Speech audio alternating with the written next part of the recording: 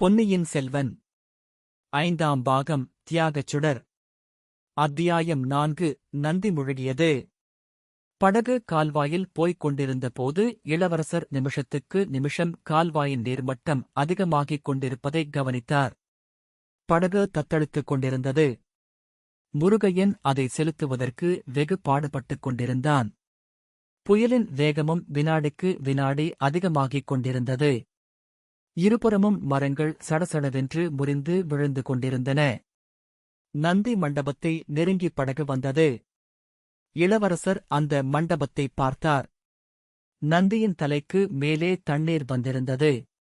இதிலிருந்து நீர்மட்டம் எவ்வளவு உயர்ந்திருந்தது என்று நன்கு தெரிய வந்தது. முருகையா, படகை சிறிது நிறுத்து என்று இளவரசர் கூறினார். முருகையன் படகை நிறுத்தினான். ஆனால் அதன் ஆட்டத்தை நிறுத்த முடியவில்லை. இளவரசர் படகிலிருந்து தாவிக் குதித்து நந்தி மண்டபத்தில் இறங்கினார். பின்னர் அதன் அருகில் விழுந்திருந்து ஒரு மரத்தை பிடித்துக் கொண்டு மண்டபத்தின் மேல் சிகரத்தின் மீது ஏறினார்.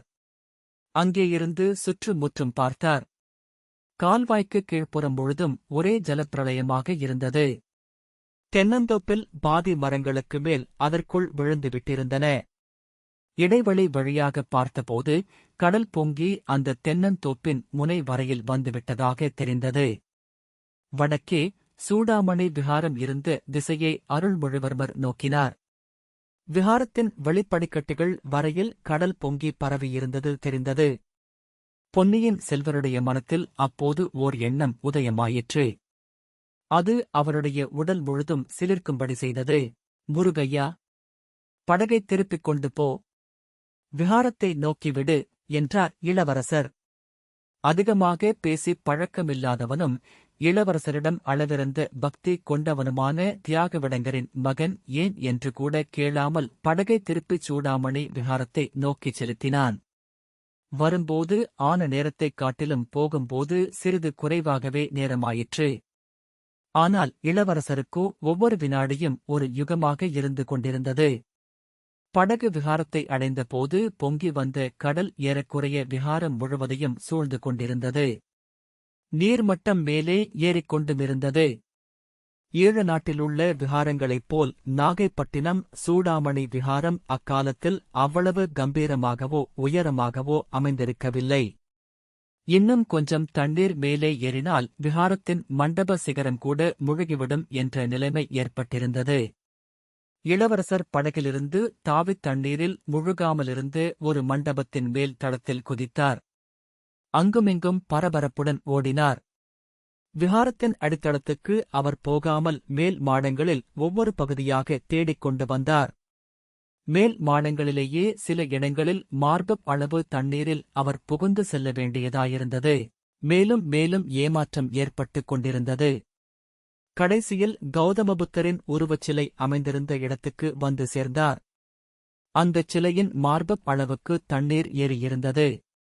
அங்கே இளவரசர் நின்று சுற்றுமுற்றும் பார்த்தார். தண்ணீரில் குனிந்தும் பார்த்தார். அவருடைய வாயிலிருந்து எழுந்த மகிழ்ச்சியும் வியப்பும் கலந்த ஆஹா ஒலி அவர் தேடி வந்ததை அடைந்து விட்டார் என்பதற்கு அறிகுறியாக இருந்தது.